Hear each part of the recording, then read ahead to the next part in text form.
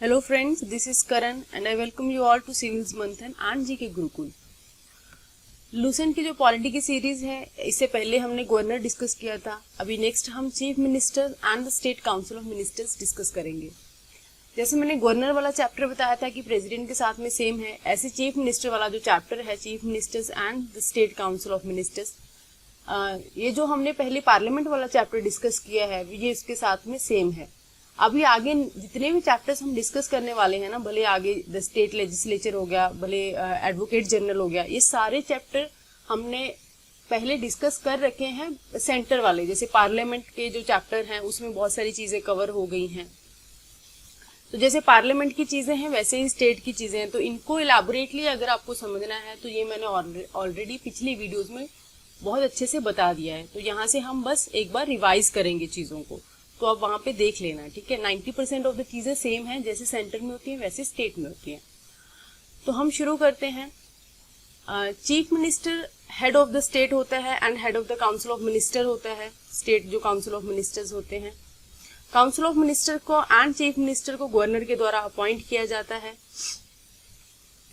जो बाकी मिनिस्टर्स रहते हैं उनका भी जो अपॉइंटमेंट है गवर्नर के द्वारा ही किया जाता है, लेकिन यहाँ पे गवर्नर सीएम के एडवाइस पे उनको करता है। चीफ मिनिस्टर के एडवाइस पे किसी भी मेंबर को वो काउंसिल ऑफ मिनिस्टर अपॉइंट करता है। उसके बाद में ये पॉइंट सेम है कि अगर चाहे गवर्नर चाहे सीएम के कहने पे तो किसी भी ऐसे मेंबर को भी वो काउंसिल ऑफ मिनिस्टर में मिनिस्टर बना सकता है या फिर मेंबर बना सकता है असेंबली में, जो इलेक्ट भी नहीं हुआ है, प्रोवाइडेड कि विद इन 6 मंथ वो दोबारा से अपॉइंट होके या फिर अपना अपॉइंट करके अपने आप को फिर से आ जाए। मतलब 6 महीने के लिए कोई भी बन सकता है। उसके बाद में काउंसिल ऑफ मिनिस्टर जो है वो कलेक्टिवली रिस्पॉन्सिबल होते हैं to the legislative assemblies and of the states, और इंडिविजुअल रिस्पॉन्सिबल होते हैं टू द गवर्नर। गवर्नर को इंडिविजुअली क्यों रिस्पॉन्सिबल होते हैं? क्योंकि गवर्नर ही इनको अपॉइंट करने वाला होता है और इन्हीं की प्लेजर के अंडर वो अपना ऑफिस होल्ड करते हैं। और गवर्नर जब भी चाहे, जब भी उनको सीएम बोल दे कि इस बंदे को उतार दो, एज अ मिनिस्टर इनको मतलब कि रिमूव करना है, तो वो गवर्नर कर सकता है किसी भी टाइम पे सीएम के कहने पे। बाकी आगे है कि relation between the governors and his ministers is similar to that between the president and his ministers. ये मैंने ऑलरेडी आपको बता दिया कि जैसे प्रेसिडेंट का होता है अपने मिनिस्टर के साथ में, वैसे ही गवर्नर का होता है अपने मिनिस्टर्स के साथ में। इसका मतलब ये हुआ कि जैसे चीजें यहाँ पे पार्लियामेंट में होती हैं वैसे ही स्टेट लेजिस्लेटिव असेंबलीज में होती हैं, और आपको स्टेट पार्लियामेंट वाली चीजें अच्छे से समझनी होगी, तभी आपको ये चैप्टर समझ में आएगा। ये मत समझ लेना कि ये 4 लाइन का चैप्टर है और हो गया। ये चैप्टर उतना ही बड़ा है जितना पार्लियामेंट का है, बट बात इतनी है कि चीजें सेम है सारी की सारी। इसने भी एंड वाली लाइन में लिख के ये क्लियर कर दिया है। उसके बाद में एक पॉइंट ना गवर्नर वाले चैप्टर में रह गया था कि गवर्नर भी ऑर्डिनेंस प्रोमलगेट कर सकता है जब भी उसका मन चाहे। वैसे तो मैंने आपको क्लियर कर दिया था कि 90% ऑफ द चैप्टर जो है वो सेम है विद द प्रेसिडेंट, लेकिन ये पॉइंट इंपॉर्टेंट है, एक्स्ट्रा मेंशन करना जरूरी है कि क्या गवर्नर भी ऑर्डिनेंस पास कर सकता है। तो जी हाँ, गवर्नर भी ऑर्डिनेंस पास कर सकता है जब उसका जी चाहे, या फिर ऐसा बोल सकती हूँ कि जब जो असेंबली है वो डिसॉल्व हो गई है, या तो फिर एट अ टाइम वो सेशन में नहीं है, लेजिस्लेटिव असेंबलीज जो है स्टेट लेजिस्लेटिव असेंबली, तो उस टाइम पे वो ऑर्डिनेंस पास कर सकता है। और ऑर्डिनेंस का भी सेम ही वैसे ही इफेक्ट होता है जैसे एक हमारी अमेंडमेंट में का बिल का एक एक्ट का होता है, फिर इसको आगे वो पास करके बिल भी बना सकते हैं, एक्ट भी बना सकते हैं अगर स्टेट लेजिस्लेटिव असेंबली चाहे तो। और ये 6 मंथ के लिए, 6 वीक्स के लिए होता है इसका जो टाइम पीरियड होता है, और अगर इसको पास कर दिया जाए फिर ये 6 मंथ के लिए वैलिड रहता है। और अगर दोबारा फिर से इसको लेजिस्लेटिव असेंबलीज पास कर दें फिर से ये आगे 6 मंथ के लिए, ऐसे 6 महीने करके ये आगे कितने भी लंबे टाइम पीरियड के लिए कोई लिमिट नहीं है, कंटिन्यू कर सकते हैं। सेम ही ये प्रेसिडेंट वाले में भी है, ठीक है। नेक्स्ट है इसका, देखो हम आर्टिकल भी देख लेते हैं। जब गवर्नर ऑर्डिनेंस पास करता है तो इसका आर्टिकल होता है 213। जब प्रेसिडेंट पास करता है तो वो हमने देखा था 123 होता है उसका ऑर्डिनेंस का, ये प्रेसिडेंट का है।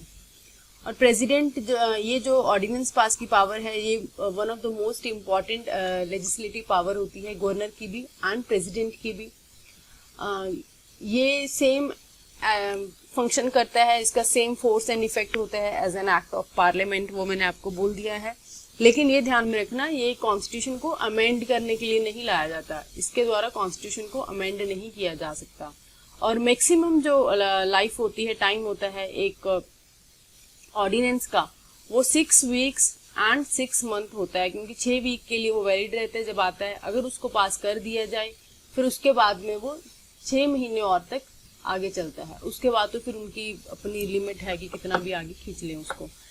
फिर नेक्स्ट है एडवोकेट जनरल। एडवोकेट जनरल वाला चैप्टर भी सेम है जी, अटॉर्नी जनरल के साथ में, वो हमने ऑलरेडी देखा था। ये one of the highest position होती है स्टेट की। जो लॉ मिनिस्टर होता है, लॉ मेंबर होता है, उसको हम गवर्नर बोलते हैं। ये अपॉइंट किया जाता है गवर्नर के द्वारा। उसके बाद में ये उन्हीं के प्लेजर के लिए प्लेजर तक अपना ऑफिस होल्ड करते हैं। During the pleasure of the governor ही अपना ऑफिस होल्ड करते हैं, मतलब गवर्नर ही इनको कभी भी रिमूव कर सकता है। तो इनका रिमूवल जो है वो भी गवर्नर के द्वारा किया जाता है। ये वन ऑफ द हाईएस्ट, मतलब one of the high qualified person होते हैं एक स्टेट में, मतलब वो एज अ उतने क्वालिफाई होते हैं जितने की एक जज ऑफ द हाई कोर्ट होते हैं। और एक जज ऑफ द हाई कोर्ट को भी अपॉइंट किया जा सकता है एज ए एडवोकेट जनरल। और एडवोकेट जनरल अपनी प्राइवेट प्रैक्टिसेस भी कर सकते हैं स्टेट के काम के साथ साथ में। दूसरा ये है कि जो प्रिविलेजेस हैं उसमें भी एडवोकेट जनरल एंजॉय करते हैं, जैसे अटॉर्नी जनरल एंजॉय करते हैं मिनिस्टर्स के साथ साथ में। दूसरा है कि they have a right to speak and take part in the proceedings of the house, लेकिन they have no right to vote. वो वोट नहीं कर सकते एक स्टेट की जो भी बिल चल रहा है लेजिस्लेटिव में, उसके ऊपर। बाकी चीजें अगर आपको और अच्छे से इलेबोरेट तरीके से देखनी है तो आपको अटॉर्नी जनरल वाला चैप्टर एक बार देखना पड़ेगा। तो आज का डिस्कशन यहीं पे है। आगे हम स्टेट लेजिस्लेचर डिस्कस करेंगे। जो चीजें डिफरेंट हैं पार्लियामेंट से, वो चीजों को अच्छे से देखेंगे। बाकी ऑलमोस्ट चीजें सेम ही होंगी इसमें। तो चैनल को प्लीज सब्सक्राइब एंड शेयर जरूर करना, लाइक जरूर करना और अपने फ्रेंड्स को भी इसके बारे में जरूर बताना। Thank you very much.